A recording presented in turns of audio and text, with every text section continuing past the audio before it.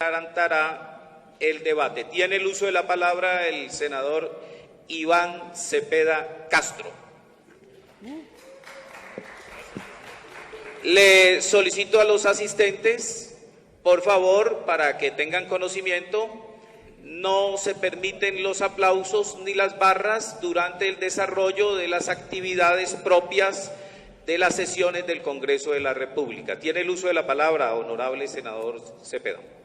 Muchas gracias, señor presidente. Quiero dar una bienvenida y un saludo cordial a quienes asisten a este debate, al doctor Darío Acevedo, director del Centro Nacional de Memoria Histórica, a los representantes y las representantes de las organizaciones de víctimas y a prestigiosos académicos que van a hacer también uso de la palabra en el desarrollo del presente debate.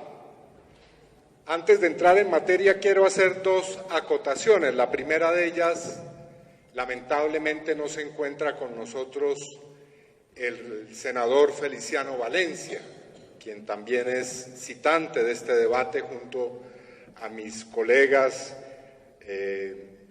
y amigos María José Pizarro y Antonio Sanguino. La razón de la ausencia de Feliciano es que está atendiendo la grave situación de asesinatos sistemáticos de guardias indígenas, autoridades indígenas y miembros del pueblo Nasa, a quienes desde aquí rendimos un sentido homenaje y expresamos nuestra mayor solidaridad. La segunda acotación, este debate le hemos puesto el título de Protejamos la Memoria, y siendo ese el objeto, queremos rendir también homenaje con este debate al gran sociólogo, escritor, periodista, integrante de la Comisión de Esclarecimiento de la Verdad, Alfredo Molano Bravo, quien falleció para tristeza del país hace unos días. Así que con este debate le rendimos un sincero y sentido homenaje a Alfredo Molano. ¿En qué consiste, señoras y señores, este debate? Que haciendo o siguiendo mejor la orientación que ha señalado el señor presidente de la comisión, vamos a llevar a cabo en el espíritu del mayor respeto y también, obviamente, de la argumentación rigurosa y necesaria que debe tener un debate de esta naturaleza. ¿Cuál es nuestro debate con el señor director actual del Centro Nacional de Memoria Histórica?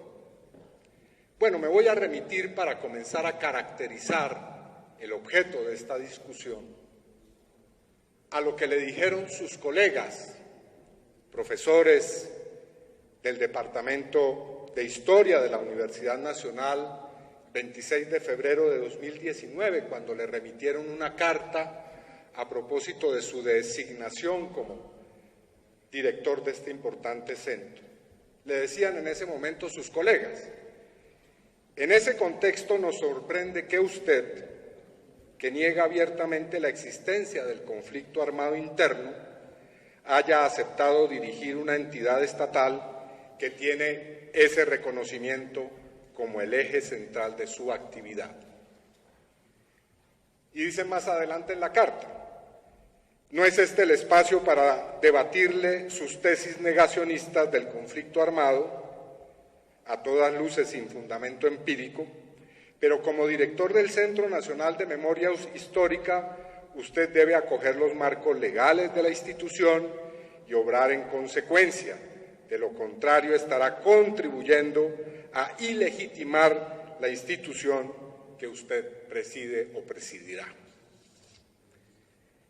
Pues ya en febrero, cuando fue nombrado el doctor Acevedo como director del centro, sus propios colegas le hacían un claro llamado y advertencia.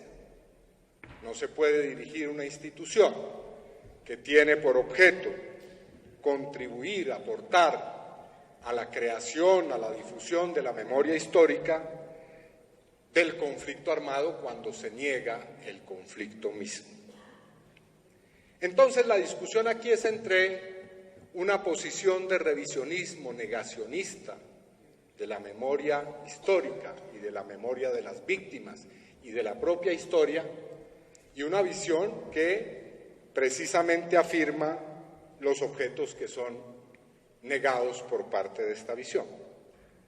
Muy probablemente el doctor Acevedo nos diga que este es un ataque ideológico, que aquí lo que se persigue es a ultranza imponer una visión oficializada de la historia, que él se ciñe a la ley 1448-2011, que es la ley de víctimas, que ha distribuido profusamente los informes que fueron resultado de las investigaciones de los anteriores grupos de trabajo del centro, pero los hechos que voy a referir demuestran todo lo contrario.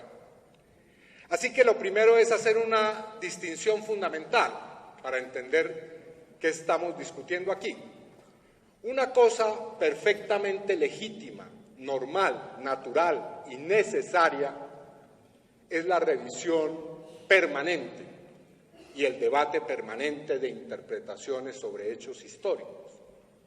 La revisión histórica es no solamente legítima, sino imprescindible en la vida de una sociedad, en la vida intelectual, cultural, política, social, en la que es, por supuesto, necesario que haya visiones, interpretaciones absolutamente disímiles sobre los hechos históricos.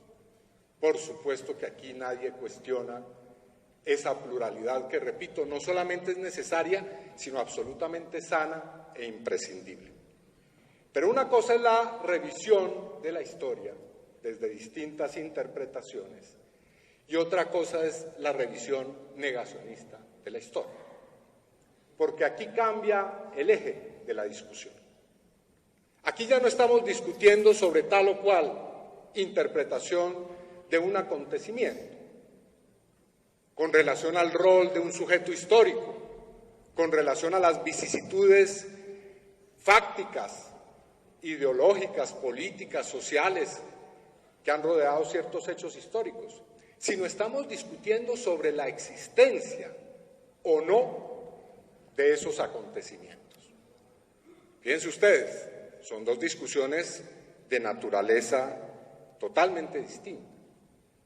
Y cuando estamos hablando de hechos como los que tienen que ver con la historia del conflicto armado, con los crímenes que se cometieron o se han cometido y se han seguido cometiendo, con relación a las víctimas de ese conflicto, pues por supuesto el asumir el negacionismo o una postura afirmativa con relación a la existencia de los hechos, los sujetos, es fundamental.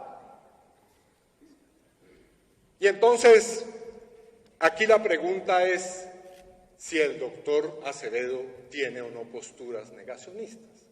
Bueno, yo defiendo la tesis de que sí las tiene. Ahora, ¿eso es admisible? Por supuesto. Es absolutamente legítimo que el doctor Acevedo o cualquiera pueda esgrimir esa clase de tesis, pero lo que sí es realmente incompatible, lo que es perfectamente incluso ilegal, es que el doctor Acevedo defienda, vehicule sus tesis negacionistas siendo el director del instituto que precisamente tiene por objeto afirmar, desarrollar la memoria en torno a lo que él precisamente niega. Una acotación más sobre este debate conceptual. ¿Cuáles son las consecuencias políticas del negacionismo? Bueno, por supuesto, el negacionismo con relación a hechos de violencia, al conflicto armado, a las víctimas, pues tiene consecuencias que son muy graves. Una de esas consecuencias, por supuesto, es que al negar la existencia de asuntos como el conflicto armado, se consolida ni más ni menos que, entre otras cosas, la impunidad, la ausencia de responsabilidad sobre los crímenes, la negación de los crímenes mismos, la negación de las víctimas, y por lo tanto se opera una segunda destrucción de las víctimas, que tiene que ver ya no solamente con el daño físico, la destrucción de sus vidas y de su integridad, sino, como lo han denominado algunos científicos sociales e investigadores de estos hechos, una destrucción simbólica, epistemológica, conceptual de las víctimas. Perfecto. Ese es digamos, las coordenadas conceptuales de esta discusión. Ahora, ¿cuáles son las coordenadas del contexto actual que vivimos en los que se realiza esta discusión? Bueno, los gobiernos que presidió Álvaro Uribe Vélez desarrollaron entre el año 2002 y el año 2010 posiciones negacionistas con relación al conflicto armado y a las víctimas. La primera de ellas, que fue hecha una política de gobierno, una política oficial, fue la de negar el conflicto armado. El gobierno de Álvaro Uribe lo dijo en todas las formas posibles, en sus documentos públicos y oficiales, en escritos del presidente, en discursos, incluso en directrices del gobierno, que en Colombia no existe un conflicto armado ni tampoco un conflicto político y social. Incluso en algunos de esos textos aparece esa afirmación. Igualmente negó el hecho de que las guerrillas que han existido en Colombia sean guerrillas como tal, sino que expuso la tesis de que son bandas criminales del narcotráfico, terroristas, que no merecen ser reconocidas como tales, como sujeto político. E igual, negó la existencia de unas causas de carácter económico, social, político, que subyacen a ese conflicto que se niega. Y por lo tanto, negados estos tres asuntos, pues obviamente la conclusión y la consecuencia obvia era que tampoco podía validarse o legitimarse un proceso de interlocución, de diálogo, para solucionar políticamente un conflicto que era inexistente. Desde esa perspectiva, entonces, se oficializó, ahí sí se oficializó, doctor Acevedo, una visión de la historia en la cual estaba prohibido hacer uso del concepto de conflicto armado, en el cual se intentó desaparecer un principio esencial del derecho internacional humanitario, como es el principio de distinción entre combatientes y no combatientes, haciendo alusión a que el rol de la población civil debe estar articulado a través de distintas formas e instituciones a las fuerzas militares, porque la población civil desde esa visión era parte también del conflicto y de las dinámicas de violencia. Y por lo tanto, la visión oficializada del negacionismo intentó imponerse en la sociedad colombiana. Ahora, eso no se pudo lograr, porque surgieron reacciones muy importantes desde la perspectiva y desde la acción de las asociaciones de víctimas, de las organizaciones de derechos humanos, de la comunidad internacional, que hicieron, por ejemplo, que en el contexto de la discusión de la Ley de Justicia y Paz, que intentaba en un primer borrador que presentó el gobierno desconocer los derechos de las víctimas, pues tuvieran que ser admitidas las víctimas y sus derechos, y reconocido el derecho a la verdad, a la justicia, a la reparación integral, a la garantía de no repetición, lo cual, por supuesto, no era de interés del gobierno. Pero no voy a entrar a discutir cómo fue todo ese debate que se libró en estos recintos. E igualmente después vino la aprobación de la Ley 1448 del año 2011, en la cual no solamente se reconoció la existencia del conflicto armado, sino, como ustedes recuerdan, también la existencia de las víctimas de crímenes estatales. Y por supuesto se creó y se desarrolló todo un compendio de mecanismos, instituciones destinadas a la reparación de las víctimas.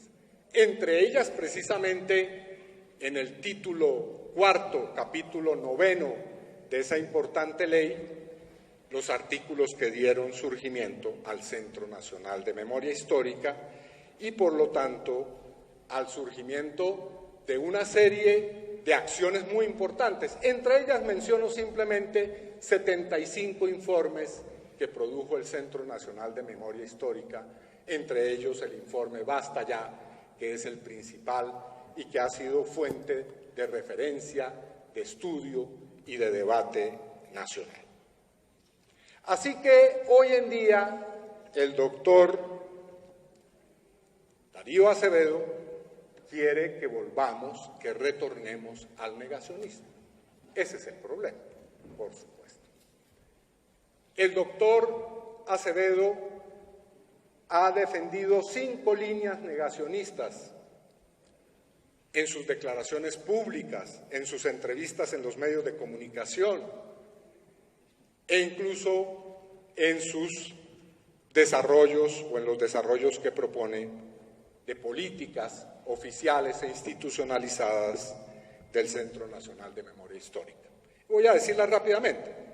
El doctor Acevedo defiende la inexistencia del conflicto armado.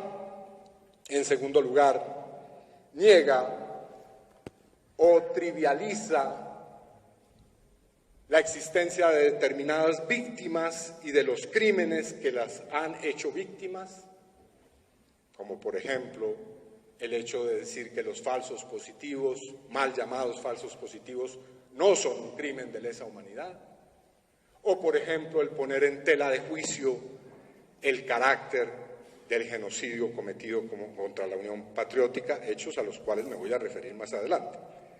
En tercer lugar, minimizar la responsabilidad del Estado, agentes e instituciones, de los terceros particulares o de los propios grupos paramilitares en ese contexto de conflicto armado. Cuarto, cuestionar la realidad del problema agrario y de la usurpación de millones de hectáreas de tierra como parte de las causas de ese conflicto. Y en quinto lugar, negar la legitimidad del proceso de paz. Una frase que quiero aquí citar, pronunciada además hace poco, el 2 de septiembre, en una entrevista en la W Radio. El doctor Acevedo nos dijo que con el proceso de paz el Estado perdió lo que había ganado en el campo de batalla. Hágame el favor. Para lograr que esas 5 líneas de negación del conflicto armado, de sus víctimas, de sus responsabilidades, se abra paso, entonces ha venido desarrollando una política gradual, soterrada, de negacionismo como línea de conducta del Centro Nacional de Memoria Histórica. Ha desconocido la labor de la dirección y del equipo de trabajo anterior del Centro Nacional de Memoria Histórica, ha propuesto revisar los informes y documentos ya elaborados por el Centro, ha cuestionado severamente las cifras de víctimas, tanto las cifras oficiales como las del propio Centro de Memoria Histórico, ha optado por rediseñar las prioridades en la labor del Centro Nacional de Memoria Histórica, ha discriminado y excluido, censurado a determinadas víctimas y determinados sectores de víctimas, ha determinado privilegiar ciertas formas de interlocución con sectores que él considera son más afines a la labor del Centro Nacional de Memoria y ha modificado arbitrariamente aspectos fundamentales del trabajo del centro, como por ejemplo el guión, o pretende modificar el guión del Museo de la Memoria. Ese es un primer aspecto de este asunto, acerca del debate que tenemos planteado aquí y que tiene que ver, como ya lo he dicho, con asuntos fundamentales de la construcción de la memoria en Colombia. Un segundo aspecto, simplemente un detalle sobre la negación del conflicto armado. El doctor Acevedo nos quiere hacer creer una fábula sobre la cual yo quiero llamar la atención, es decir, él dice que una cosa son sus opiniones como ciudadano, como particular, y otra sus opiniones y su posición como director del Centro Nacional de Memoria Histórica. Eso, francamente, es imposible. El doctor Acevedo no puede aparecer una semana hablándonos desde el Centro Nacional de Memoria Histórica y a la semana siguiente aparecer en los medios de comunicación diciendo y defendiendo tesis radicalmente contradictorias y contrarias a las que supuestamente pregona desde su cargo de director del Centro Nacional de Memoria Histórica. No hay tal dicotomía, no hay tal diferencia.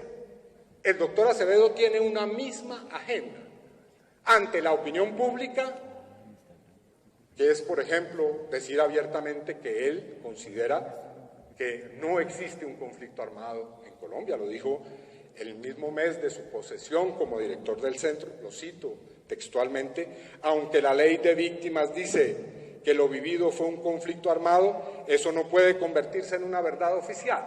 Bueno, debe decirlo todavía con más claridad. No creo, no estoy convencido o abiertamente rechazo que en Colombia exista un conflicto armado. En la respuesta que nos dio a la pregunta 8.2 del primer cuestionario, al doctor Acevedo le tuvimos que enviar 3 cuestionarios. La primera vez, tengo años de hacer debates de control político, y es la primera vez que tengo que enviarle a un funcionario no 1, sino 3 cuestionarios. Porque no respondió la primera vez a las preguntas de una manera clara, las evadió, las eludió, entonces hubo que enviarle un segundo cuestionario, bueno, hubo que enviarle un tercer cuestionario. Y no logramos que nos respondiera las preguntas que le planteamos de manera clara y diáfana. Entonces, es evidente que el doctor Acevedo busca que el Centro de Memoria Histórica deshaga el camino que ha andado este país y volvamos a reconocer lo que desde su perspectiva es la verdad, y es que en Colombia no hubo y no ha habido un conflicto armado. Ahora, eso no pasa inadvertido ante las instancias nacionales e internacionales. Aquí tengo, por ejemplo, el hecho que nos fue remitido que el pasado 24 de septiembre la Coalición Internacional de Sitios de Conciencia, que es una importante red internacional, remitió una carta al profesor Acevedo solicitando por escrito su posición frente a la existencia del conflicto armado y el reconocimiento de los sectores de víctimas, so pena de que el Centro Nacional de Memoria Histórica deje de pertenecer o sea excluido de esta importante coalición internacional. Tercer aspecto, la revisión que ha venido intentando hacer el doctor Acevedo de la labor de la administración anterior del Centro Nacional de Memoria Histórica.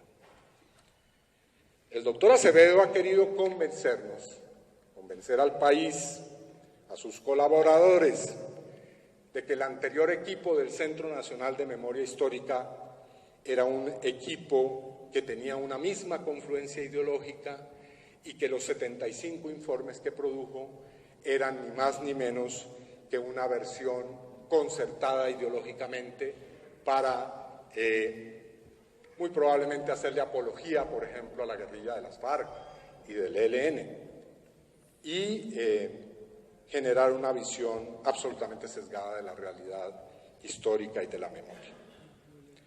Bueno, esa es una afirmación falaz, es una afirmación que no corresponde a la realidad. El Centro Nacional de Memoria Histórica operó desde su fundación y desde sus inicios con una visión integradora de todos y cada uno de los aspectos del conflicto armado y de la violencia, de todas las víctimas, de todas las modalidades de violación de derechos humanos, de todos los perpetradores y todas las regiones del país. Esa visión quedó plasmada en los informes que tenemos hoy que podemos leer. Yo simplemente quiero remitirme, para que no especulemos, sino para que hablemos de lo real, a 11 informes que produjo el Centro Nacional de Memoria Histórica, en la cual hay una visión absolutamente rigurosa, severa, sobre los crímenes que ha cometido la guerrilla de las FARC-EP y del ELN en este país. Menciono algunos. Bojayá, la guerra sin límites, año 2010. Una verdad secuestrada, 40 años de estadísticas del secuestro, 1970-2010. Tercero, una sociedad secuestrada, segundo informe sobre el tema del secuestro. Cuarto, hacer la guerra y matar la política. Quinto, guerrilla y población civil, trayectoria de las FARC, 1949-2013. Sexto, serie Una nación desplazada, 4 informes en los que aparece sucesivamente la responsabilidad de las FARC como parte del desplazamiento forzado. Séptimo, Esa mina llevaba mi nombre, que es un informe en el cual el Centro de Memoria puso en el centro a las víctimas de las fuerzas militares y de policía como víctimas de esa atroz práctica que es sembrar minas en este país. Octavo, tomas y ataques guerrilleros 1965-2013. Noveno, una guerra sin edad sobre el reclutamiento forzado practicado por las guerrillas. Décimo, la guerra escondida, minas antipersonal y remanentes explosivos en Colombia. 11º, voces que construyen memorias de empresarios. En esos informes, pueden ser leídos, consultados, se dice, por ejemplo, la responsabilidad criminal de las FARC es incuestionable para la nación y para el común de los colombianos. Las guerrillas han sido el mayor reclutador de menores. Las guerrillas se dedicaron a plagar el territorio nacional de minas, etcétera, etcétera, etcétera. Y no voy a hacer referencia en extenso a todas y cada una de las investigaciones que hizo el Centro Nacional de Memoria sobre esto, pero es una mentira impúdica decir que el Centro Nacional de Memoria Histórica trabajó por generar una visión apologética, acrítica, que desconociera la responsabilidad de las guerrillas, doctora Acevedo, como también que ignorara a los miembros de la fuerza pública. Hubo numerosas reuniones con los miembros de la fuerza pública, con los empresarios, que usted dice también que no fueron tenidos en cuenta. Se utilizaron bases de datos oficiales de las fuerzas militares y de policía, datos, por ejemplo, de la Federación Nacional de Ganaderos, FEDEGAN, del programa Voces del Secuestro, en fin. Así que yo me pregunto, ¿cuál es el sentido de engañar a la opinión pública diciendo cosas que a mi modo de ver son mentirosas, no corresponden a la realidad? Digamos, tal vez el sentido de hacerlo es revisar precisamente eso e imponer esa visión de la que estoy hablando. ¿Por qué? Está claro que usted pretende revisar esos informes, a pesar de que hay ambigüedades. Por ejemplo, usted ha dicho que se pretende complementar los informes generales que ha publicado el Centro Nacional de Memoria Histórica, pero al mismo tiempo nos dice en una de las respuestas a las preguntas que hemos formulado lo siguiente, cito la respuesta: los informes que han sido producidos por el Centro ya han sido publicados y difundidos en su totalidad, por lo tanto no están sujetos a modificaciones, complementaciones o ampliaciones. Bueno, al fin, ¿se va a modificar o no se va a modificar? Porque una cosa usted nos dice un día y al día siguiente nos dice otra. Es decir, tenemos que apegarnos a lo que usted nos diga cada día. Tenemos que ver en qué momento usted nos dice una cosa para creer o al día siguiente la contradictoria. E igual, en una reunión que usted tuvo y que ha sido ya informada la opinión pública en diversos medios de comunicación, usted le dijo a los miembros del Museo de Memoria que el museo no tiene por qué aclararle a nadie cuál fue la naturaleza del conflicto y cuál es la caracterización que se haga del mismo. Bueno, si ese no es un objeto del museo, ¿cuál? Porque ese es precisamente el que está claramente estipulado en la Ley 1448.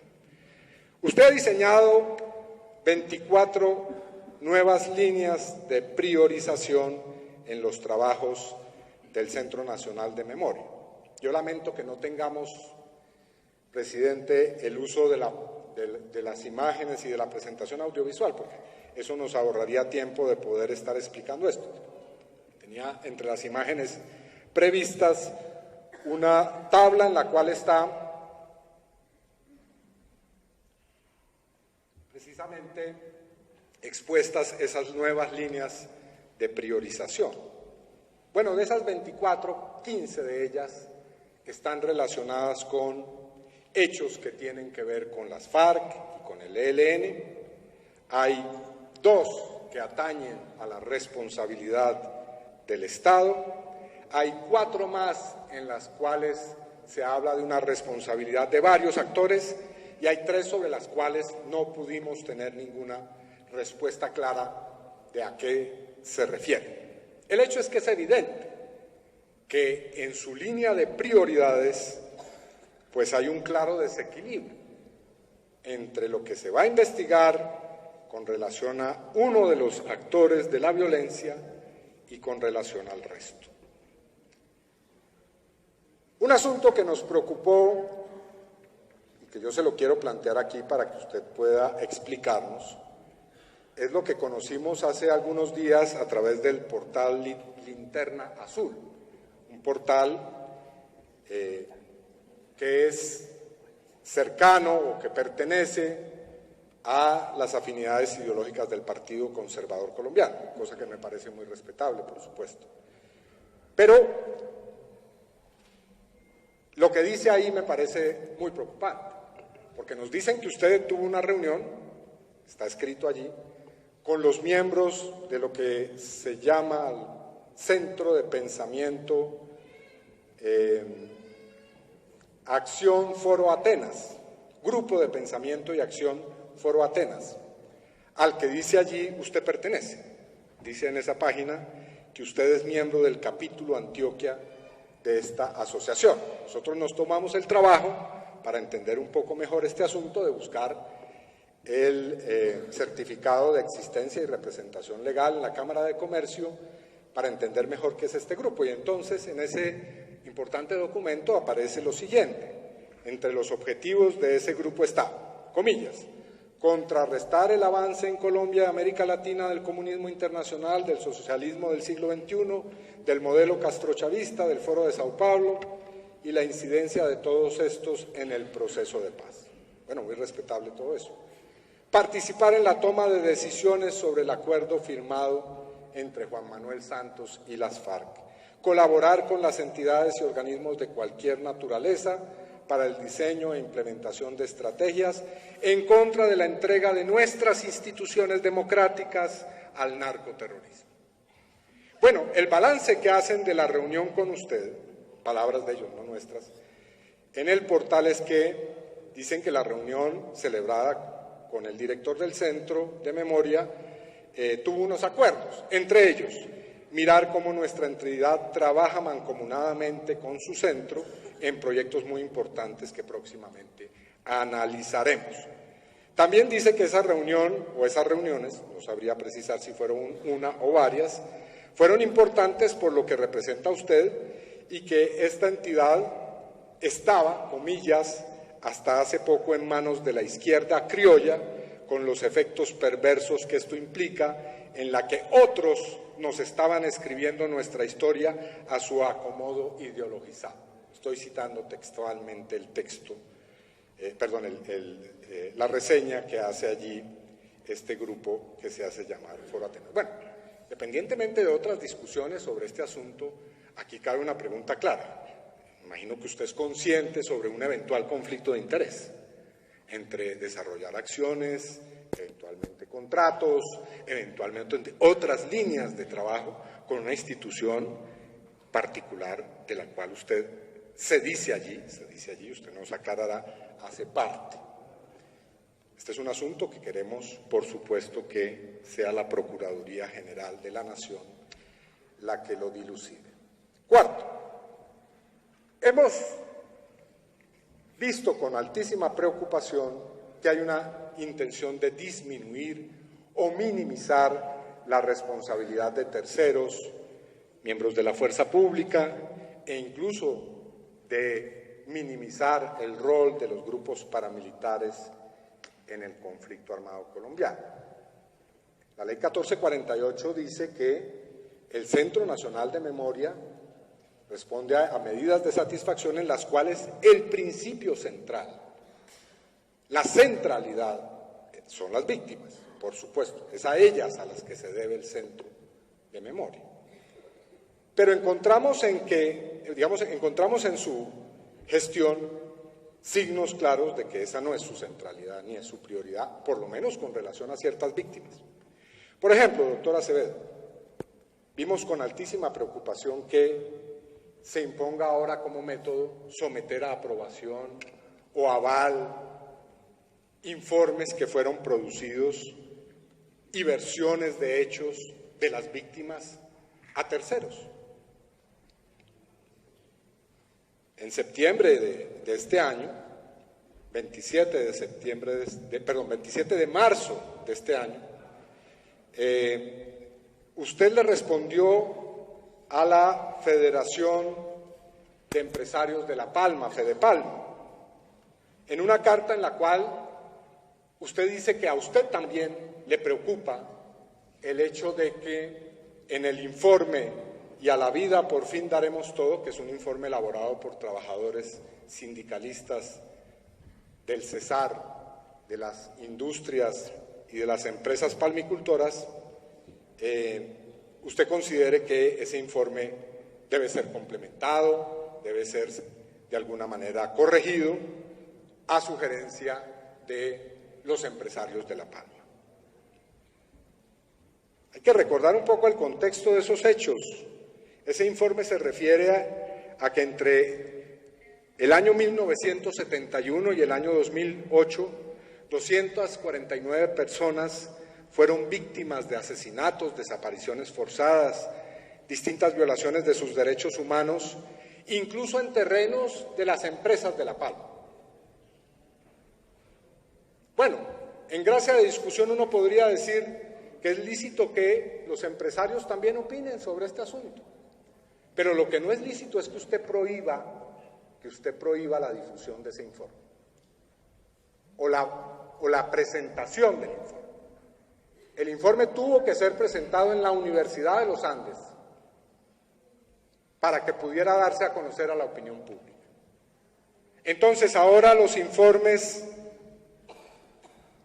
que provengan de las víctimas deben ser sometidos, pregunto, al aval, a la aprobación, a la legitimación de terceros, y especialmente de terceros que las propias víctimas dicen que tienen responsabilidad en hechos que las atañen, porque lo que dicen las víctimas de estos sindicatos es que la dirección de las empresas vio de manera impasible cómo ocurrían y transcurrían estos cientos de hechos criminales.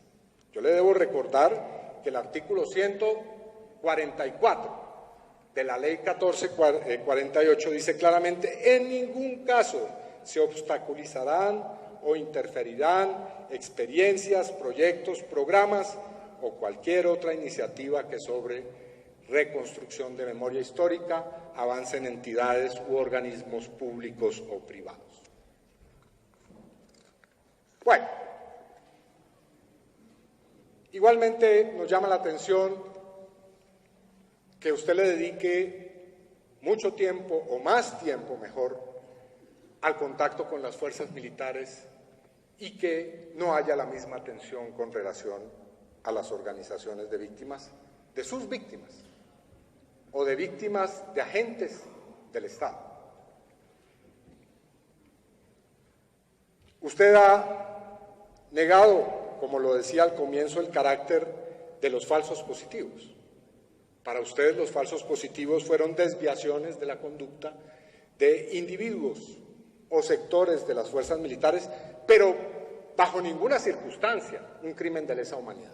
Yo me imagino que la definición de crimen de lesa humanidad les es clara. Bueno, los falsos positivos han sido claramente tipificados en sentencias de la justicia nacional y en informes de distintos organismos internacionales como crímenes de lesa humanidad. O sea que no son desviaciones, doctor Acevedo. Ahora, usted puede pensar que son desviaciones, su opinión muy respetable, pero no es la opinión, ni es la decisión, ni son las sentencias judiciales, ni es la posición que asume la justicia internacional. Un hecho que nos denunciaron y que nos llama la atención es que en distintos eventos usted se hace acompañar de miembros de las fuerzas militares, cosa que también es legítima, pero que cuando en esos eventos se han hecho intervenciones críticas hacia usted, miembros de la fuerza pública graban, toman videos y fotografías de sus críticos. Yo quiero pensar que eso no tiene que ver con ninguna clase de actitud que pueda ser persecutoria de estas personas, pero les llamo la atención porque evidentemente hemos recibido denuncias, no solamente denuncias, lastimosamente, repito, no hay presentación audiovisual, pero tenemos fotografías en las que está claramente documentado este hecho que consideramos es muy grave. A la pregunta sobre el paramilitarismo que hicimos en uno de los cuestionarios, usted nos respondió que no es competencia del Centro Nacional de Memoria Histórica establecer la persistencia del paramilitarismo como fenómeno. Bueno, yo creo que es muy grave eso. ¿Cómo que el Centro Nacional de Memoria Histórica no le compete saber si existe o no paramilitarismo en Colombia? ¿Acaso es un hecho intrascendente, banal, circunstancial? Yo les recuerdo que la Constitución dice claramente, hay un artículo en la Constitución que prohíbe la conformación, el auspicio, la apología o la tolerancia de este gravísimo fenómeno que ha afectado y destruido la vida de millones de compatriotas en este país. Quinto, censura o negación de la memoria de las víctimas. No me voy a eternizar mucho en estos temas. El Centro Nacional de Memoria Histórica, a través del Museo de la Memoria, ha venido promoviendo una serie de exposiciones.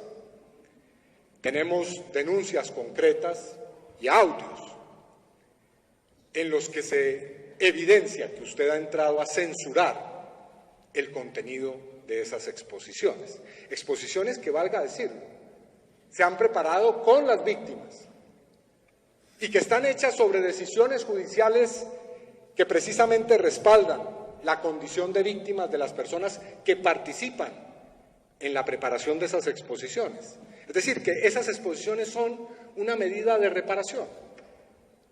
Pero usted no considera eso. Usted considera, perdón que voy a tener aquí que hacer un momento, usted considera que no, que esas medidas de satisfacción no tienen por qué ser, y por el contrario, que hay que censurar, que hay que formatear el libreto de esas exposiciones. Bueno, nos hablaron de la exposición que se llevó a cabo o que se está llevando a cabo en Cali desde septiembre de este año, en la que usted intentó censurar primero la propia exposición. Usted pidió que no se hiciera la exposición. Después, como no se pudo, intentó y de hecho logró que determinados aspectos de esa exposición no se pudieran llevar a cabo. Por ejemplo, eliminó mapas, cifras de la exposición, eliminó de los textos palabras como guerra, despojo, resistencia, resiliencia y una modificación de las guías de esas visitas. Eso también ocurrió en Cúcuta y ha ocurrido también en Villavicencio.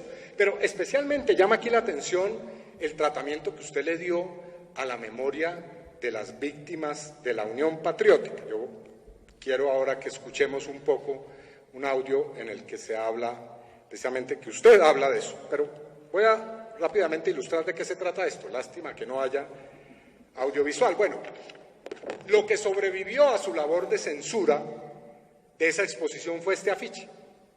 Este fue el único elemento que se presentó en la exposición.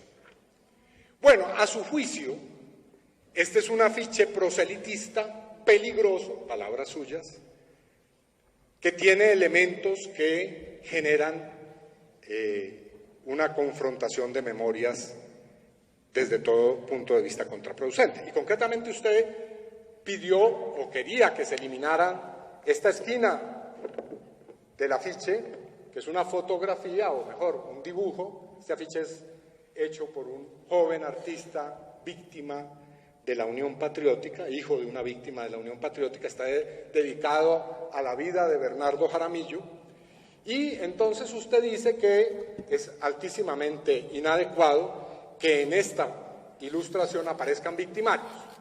Y usted se refiere a un dibujo en el cual está el señor Tiro Fijo, Manuel Marulanda Vélez, y el señor Jacobo Arenas, reunidos con personas como el expresidente Alfonso López Miquelsen, la señora Noemí Sanín, que, si usted se acuerda, en esa época hacían parte de equipos de los diálogos de la Uribe.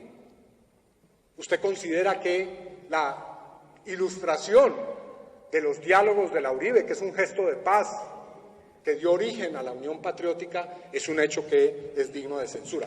Pero además, usted pedía que se censurara una caricatura que hay en el centro de esta imagen, y es en la que aparece el señor exministro y expresidente encargado, el señor Lemos Simons, quien precisamente aquí en el Congreso, en un debate parlamentario, osó calificar a Bernardo Jaramillo de guerrillero, lo cual tuvo como correlato a los pocos días de ese terrible incidente el hecho de que Bernardo Jaramillo fue asesinado. Bueno, el hijo de una de las víctimas de la Unión Patriótica pide que ese elemento sea conocido por la opinión pública, pero usted cree que no, que eso es peligroso, que es proselitista. Son palabras suyas. Tal vez podamos escuchar el audio. Yo pido comprensión porque lo ideal hubiera sido la presentación audiovisual, pero si no, por favor, pido que se escuche esta versión un poquito empírica, que es el audio que tenemos sobre ese episodio. Esta imagen de esta esquina, esta fue la exhibida en Cali. A raíz de la conversación con Rafael, algunos del equipo le hicieron una modificación. ¿Qué iba originalmente ahí? La imagen de Tiro Fijo y de Jacobo Arenas, con algunos miembros de la política nacional. Es victimario. O sea, ¿qué tal un afiche del otro lado? Donde esté Jorge 40 o Carlos Castaño y bueno, un grupo de gente de algún partido de derecha. ¿Qué tal? Ese es el ejemplo. Entonces la modificaron. Hay otra cosa. Bueno, está esta imagen donde hay una persona de la UP con la imagen de tiro al blanco, y el que está detrás es Carlos Lemos Simons, expresidente de Colombia en el mandato de Ernesto Samper, ¿sí? Por unos días. El tipo cometió un error en el gobierno de Edificio Duarte, que habló de un tipo que lo acusó de guerrillero, siendo militante de la UP, y al tipo lo mataron en esos días. ¿Fue Bernardo Jaramillo? Sí, sí. ¿Fue Bernardo Jaramillo? Sí, fue Bernardo Jaramillo. Jaramillo en plena discusión le dijo: usted me acaba de poner la vida en el cuello, y a los pocos... Bueno, yo creo que ahí está bien. Bueno, se escucha con muchas dificultades, pero obviamente todo esto lo vamos a poner a circular profusamente para que se pueda ilustrar su posición de una manera clara. ¿A usted también le molesta que el propio Centro Nacional de Memoria Histórica haya reconocido que hay por lo menos 6.200 víctimas de la Unión Patriótica? En una entrevista radial usted dijo que, pues, ¿cuántas eran al final las víctimas de la Unión Patriótica? ¿3.000? ¿4.000? ¿5.000? Bueno, son todas las que sean necesarias. ¿O es que hay un cupo determinado para saber cuántas víctimas se le permite a la Unión Patriótica decir cuántas son sus víctimas. Y más cuando su propio centro, en el centro en que usted trabaja, ha establecido que son más de 6.000. Y es probable que sean muchos más. Porque usted debería saber, como historiador, que es que un proceso de investigación amplía las fronteras del conocimiento. Y puede ser que el día de mañana haya 10.000 víctimas de la UP, puede ser, perfectamente posible. Mucha gente no denunció en su momento, ha callado. En general hemos detectado que a usted le molesta que haya tantas víctimas en Colombia, que haya cifras tan elevadas de víctimas. Bueno, no, lo contrario, usted debería propender por establecer la verdad, aclarar la verdad en todas sus connotaciones. Por último, el cuestionamiento de las cifras, lo que estaba diciendo. Usted ha expresado que es francamente increíble que en Colombia las víctimas de desplazamiento forzado sean 7,5 millones. Le dijo a la señora Vicky Dávila, periodista de la W Radio, que era increíble, voy a citarlo directamente para que no se diga que estoy de manera arbitraria desfigurando su opinión. En nuestro país acostumbramos a redondear las cifras de una manera absurda, 7 millones de desplazados, y uno dice, ¿de dónde están, en dónde están, si son tantos?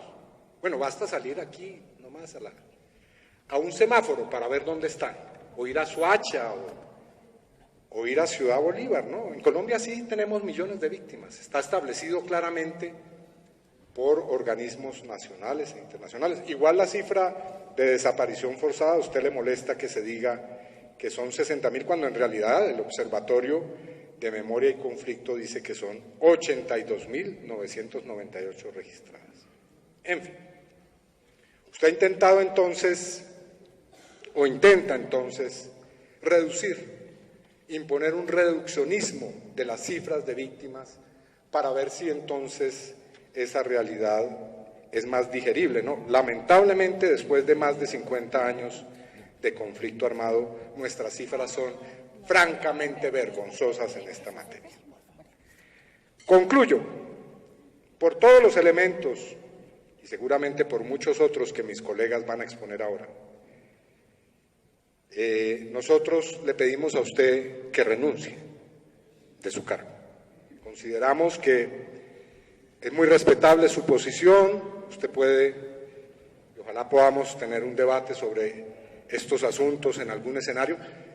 Digamos, usted puede tener todas estas posiciones, pero no intentar vehicularlas a través de una institución que precisamente construye la memoria y que además con su acción está debilitándose, está perdiendo legitimidad nacional e internacionalmente. Usted no puede presidir, no puede dirigir una institución que tiene un objeto intentando acabar con ese objeto, es obvio, es de sentido común. Usted está violando la Ley 1448 en varios de sus artículos, está violando la Constitución. La Constitución en el artículo 20 dice claramente, está prohibido censurar en Colombia, y usted está censurando. En fin, su dirección, su conducción del Centro Nacional de Memoria es una grave amenaza para la memoria de las víctimas y para la construcción de la memoria histórica y de la propia historia contemporánea del país. Por lo tanto, le pedimos su renuncia.